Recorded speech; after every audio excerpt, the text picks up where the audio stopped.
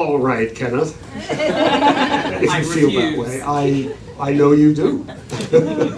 I know you do, and so do we all in many different ways. But it's not about not growing up, it's about learning what it truly means to grow up. It's so good to be back here, let me first say. It's been a while. I was down recently for one of your wonderful coffee house evenings, open mic nights, which was great. I like what you've done with the place. It's really terrific. And this has long been sort of my Southern Connecticut spiritual home, so it's good to be back. I can't be the only one who really missed the August retreat. My whole system was saying, we need to go away and think about this stuff. But fortunately, I do get to spend a lot of time. I work with a spiritual group in Boston called Unity in the City, and they don't have a regular minister, nor do they choose to have one, which is a really great new approach. They have a number of people, but they've settled on two primarily, me and Carlos Anderson.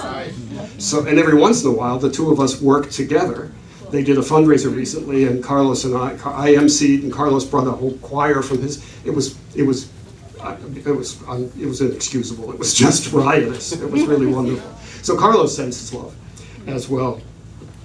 As you know, a lot of you, because I've been down here not just to speak on Sundays, but to teach a Bible class during the week, I have a real passion for the Bible. I have a real passion for story, and I find that Charles Fillmore's approach to the Bible works for those great stories that we come back to again and again, that speak to us, that we pass on to our children, that we just love to tell and retell, and we never really grow tired of them. That, to me, always suggests that there's something going on deep in that story that is about our story, and that's why it matters so much to us. Fillmore said that you approach the Bible on three levels. And I think a truly great story can be approached on the same three levels. The first is the history. What's happening in the story. The adventure itself is exciting, and even if we're reading it for the 15th time and know exactly what happens, we still enjoy it. I had a friend once in New York that I had opera season tickets with, and he was Italian, and he was so, every time he went to see Tosca, he hoped she wouldn't die, somehow somebody would save her in the third act. He knew exactly what would happen, but there's still that you get involved and you go with the flow. The second level is, what's the moral? And I understand that to be, what's it tell me about how to be a human being? One of the great ironies, I think, of our education system and our collective consciousness is that we assume that by being born, we know how to be human, and we have to learn how to be spiritual, when it's exactly the opposite. I don't know anything about how to be human, and I could use all the guidance and help I can get, because this makes no sense to me. I come from a place of oneness and light and unity, and now you're telling me there are things to be afraid of, and I don't understand that. I don't know how that works. That's why we're given the 10 Commandments at an early stage in our collective spiritual unfoldment. It's not, as Emmett Fox says, it's not thou shalt not, it's you cannot. You can't kill because life is eternal. You're not going to understand that. It's the do what I say, level of spiritual awareness, because I said so. You're not going to understand the truth behind it, but just in order to keep yourself from wasting all of your time here on earth, don't do that just because I said so. You can't steal because you're only stealing from yourself because it's all one energy. You don't understand that because I said so. Okay, just every parent knows you get to the point where it's because I said so. We'll talk about it when you're older, give me 5 years but for now, just don't do it. So we have that level of morality, how to be human. What do we need to know about making human choices? But then there's that deepest level that Fillmore invites us to, which is the metaphysical level. And it works in the Bible, of course it works, but it also works in our great stories. And that's more, how do I express my spiritual truth in this human experience? It's not enough to get comfortable being human. Why would I want to do that when I am so much more than that? Well, the answer is because I'm here to use that spiritual truth in positive, powerful, and important ways. And so what do I need to know about that? What do I need to know about who I am? And Fillmore said that at that level, every character in the Bible becomes a thought in your mind. A thought in your mind. I find this easiest to relate to when we're talking about the Hebrews in the wilderness, because Moses is trying to get them to the promised land so he can be rid of them already. And they are just kvetching and moaning, and the people murmured. We keep reading in the Bible that the people murmured. Why are we following this idiot? He doesn't know if I have to eat that manna one more day. I'm telling you, remember in Egypt we had olives. It was so good. I know those thought people. Those thought people are alive in my mind every given day. Aren't they in yours? Oh, I should be back where I was. I had it better then. I should have told them that if I had done this instead of that. Oh, this is not good enough. I'm so tired of this. All of those thought people, I have no problem relating to that. And to relating to the major characters as well. I have my Jonah days. I know what Spirit is calling me to do. I don't want to do it. I'm going to go the opposite direction and pretend I didn't hear that call, and I'll see if I can make that work. It never works, but I have those Jonah days, and that's where the Bible becomes so useful, not as a record of ancient thought, but in a very immediate way. I can have a Jonah day or a Job day, or whatever I choose. It just helps me understand where I am and what I'm going through. There are two, I think, primary stories from the 20th century that have this power over us. One is The Wizard of Oz, and it's a story that we never tire of. When we get tired of one version, we create a new version of it. So we go from Wizard of Oz to The Wiz to Wicked to Return to Oz, but there's something about that story that speaks to us, that enchants us, and that tells us that there's something we need to know about ourselves in that story.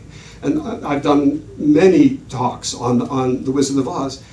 The other one is the story of Peter Pan. It's the story of Kenneth over here.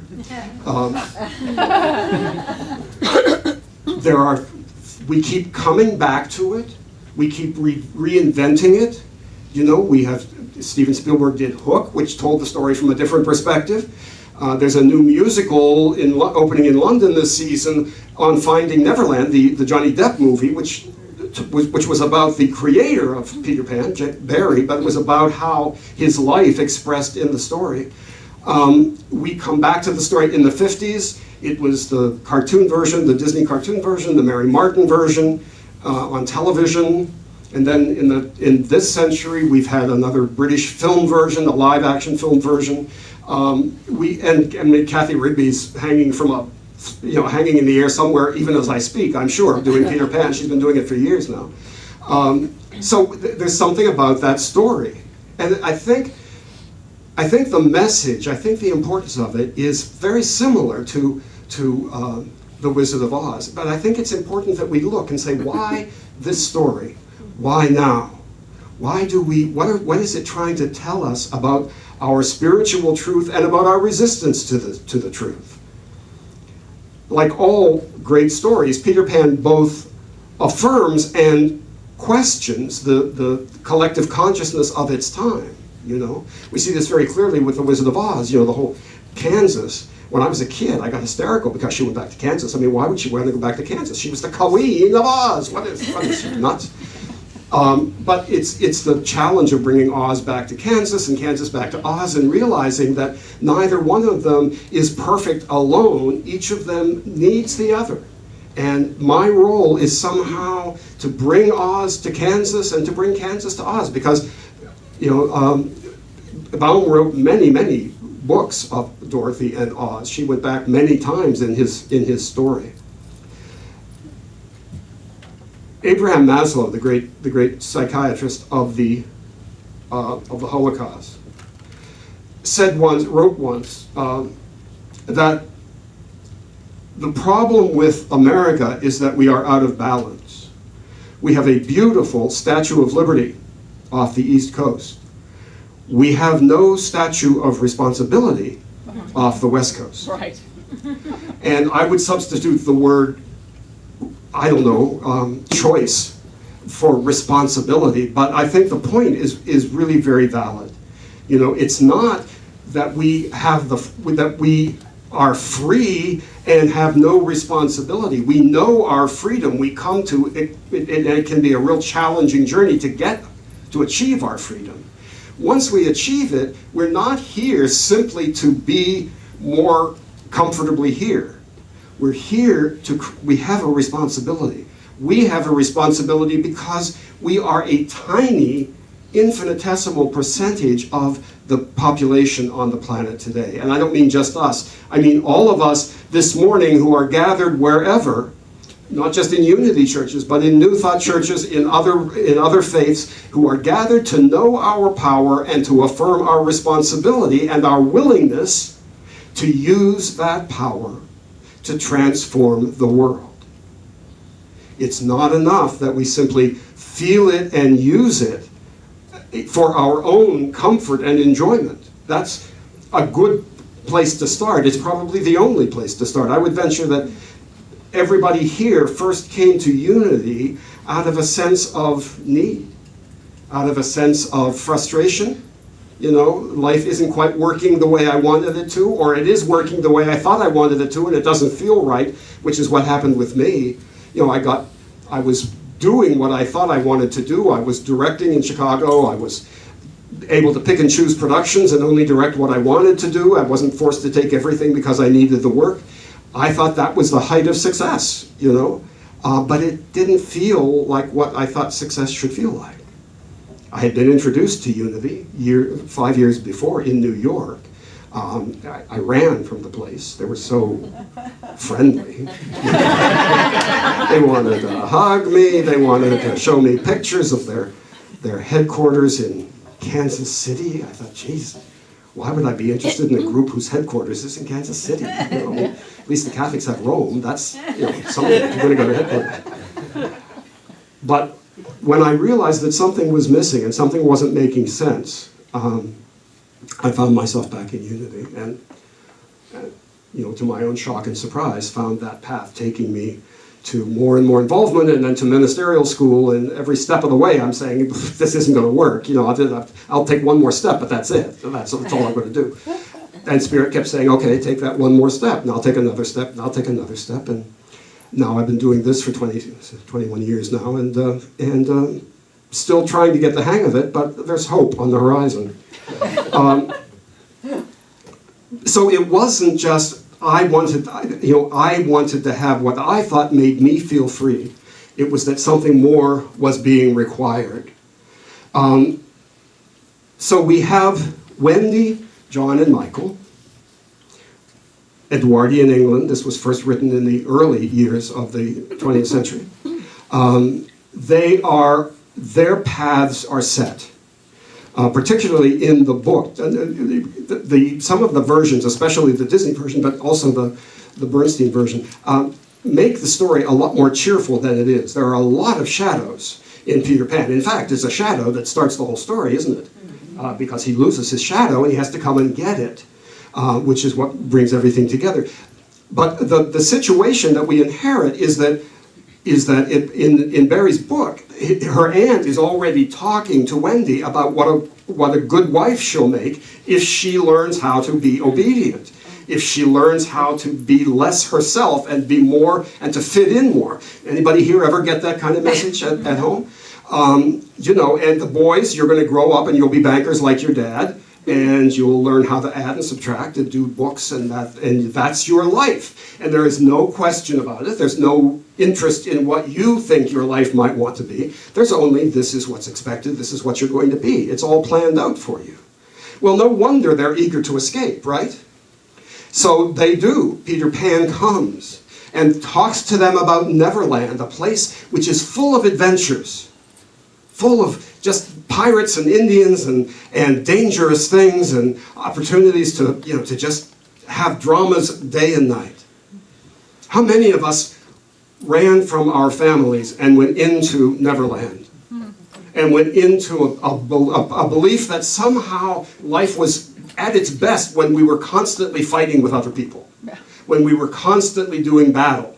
When, you know, it's an illusion, but it's an attractive illusion. It feels like escape. It feels like adventure. It feels like I'm free. You know, I'm doing what I want to be doing. And it's an essential part of our growing path. You know, some of us linger perhaps a little longer in Neverland than we really need to. I certainly did, but nonetheless, you know, it's a place that we have to experience as we move forward. So they leave. They fly away from the nursery. Peter Pan himself is a sad sort of little boy. You know, he's sort of, when Mary Martin plays him, he's kind of cute and adorable, but, and I have to say to my Texan friend, I am not dissing Mary Martin, because I did that to another Texas musician once and he almost hit me. Texas is very proud of Mary Martin, so, and her son. So we have John, Michael, Wendy obeying this call. Now, and we have Tinkerbell and we have Peter Pan. Now, anytime you have a number of characters, it's very helpful, I think, and very interesting to look at them in terms of what we call in metaphysics the four functions of consciousness. The four ways in which we receive information from the world or from our inner guidance as well, because one of those functions is intuition. It's that inner voice that is there.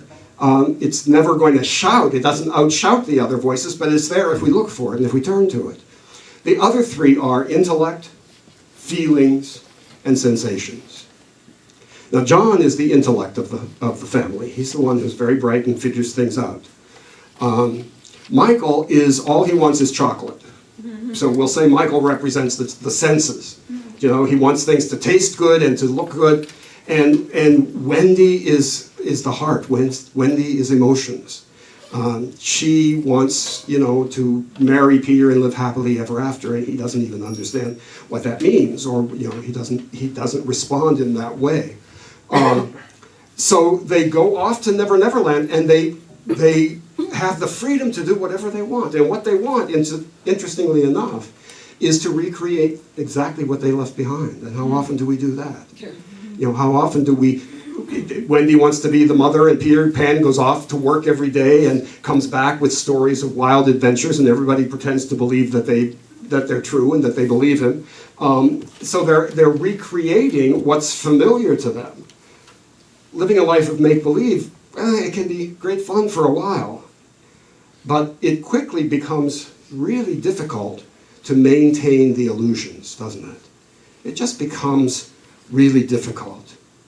And at this point in the story, it really is impossible to ignore the metaphysical meanings, to suspect that this is not just something we're adding to the story, but it's something that came out of Barry's own creative energy that speaks to our story.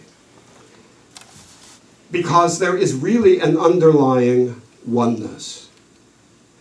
Peter, and this is so much more obvious in the Barry script and in the novel that he created from the script. Peter and Captain Hook are really collaborators. We need an enemy to keep the illusion alive. They each need the other. If they didn't have something to react against, they wouldn't know who they were, and they might have to get honest about who they are and what they're here to do. You know that feeling? When you suddenly realize that I may be creating this situation as much as I am a victim of it, or as much as I am reacting to it, that maybe I am the creator of it as well, or a creator of it.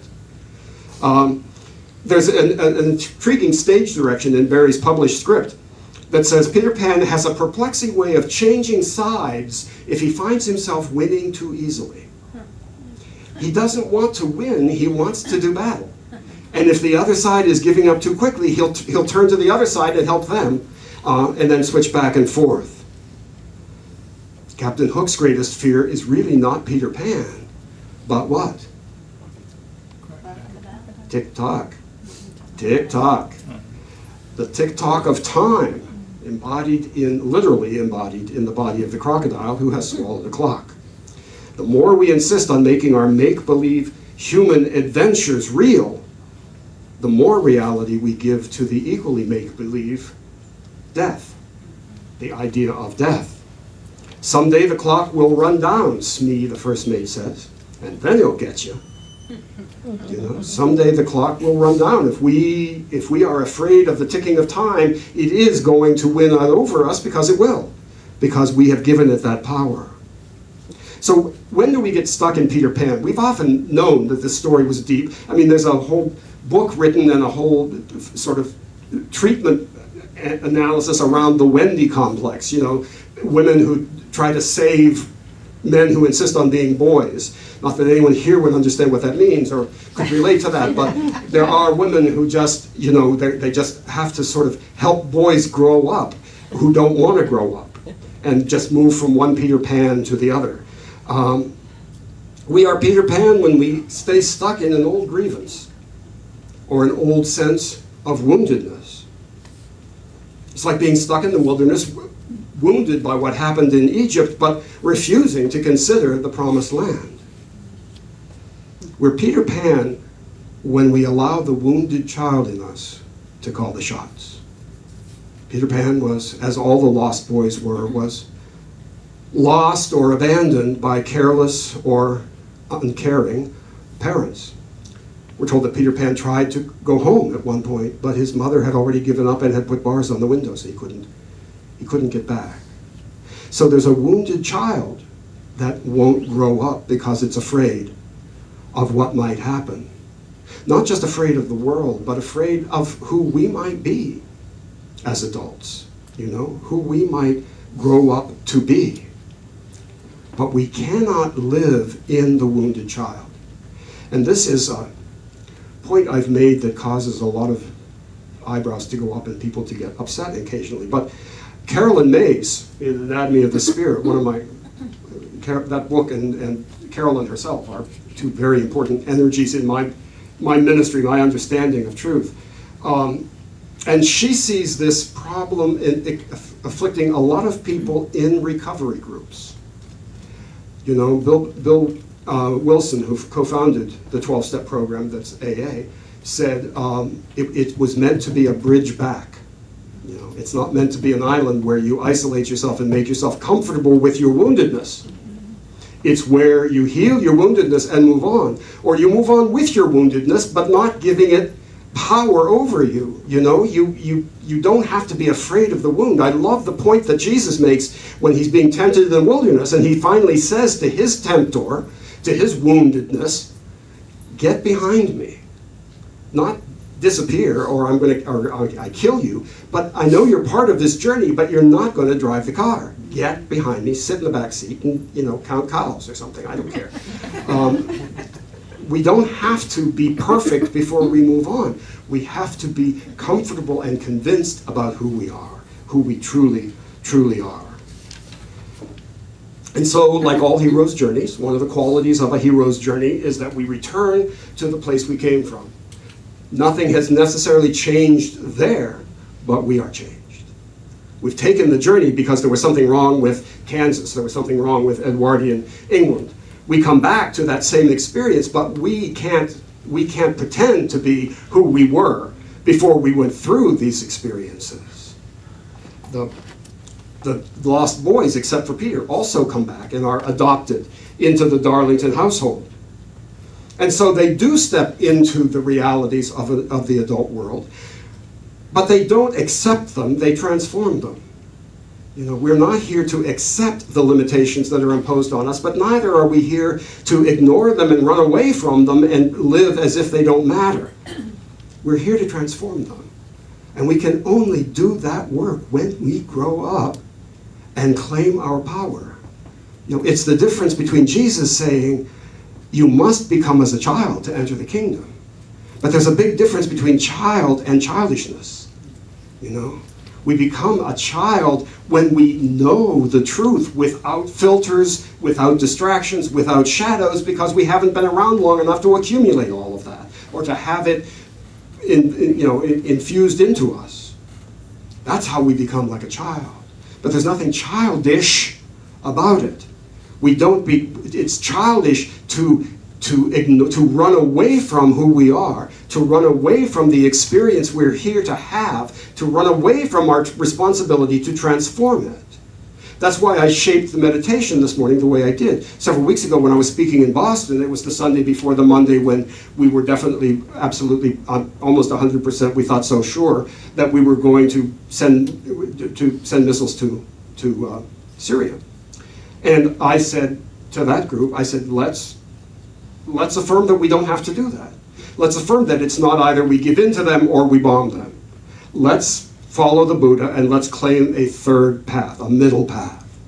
And we meditated together, and I don't take credit for it, but the next day a middle path appeared. How about we just give you the weapons and then you don't have to bomb us? Oh, well, I guess that could work.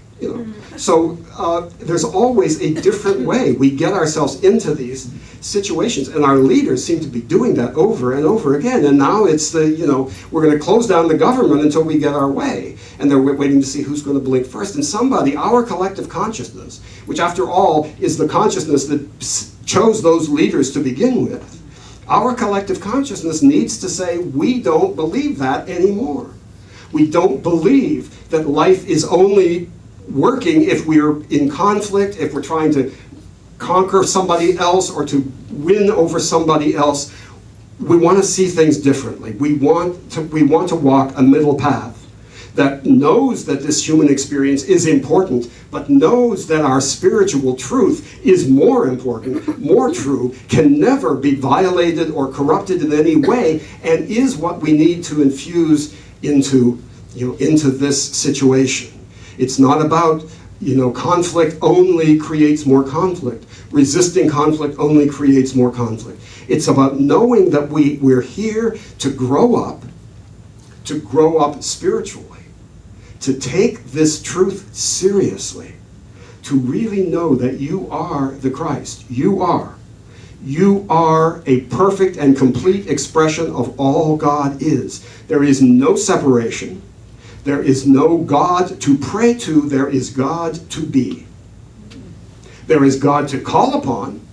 There's the allness of God that is more than willing to support us and move us forward. That's why we pray. We pray to align ourselves to the power that's already there, saying, just ask, just use your creative power, shape me in some way so that we can change the situation. We changed the situation with our meditation today. Do you believe that? Do you know that to be true? Will it express tomorrow? I don't know. Not up to us.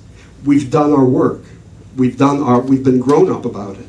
We've said, okay, I'm not going to sit here and say, how can they get so screwed up down in Washington? I'm going to own that I helped create that, and I'm going to help uncreate it. I'm going to make another choice, and I'm going to make sure that that other choice expresses in the collective energy that we are together.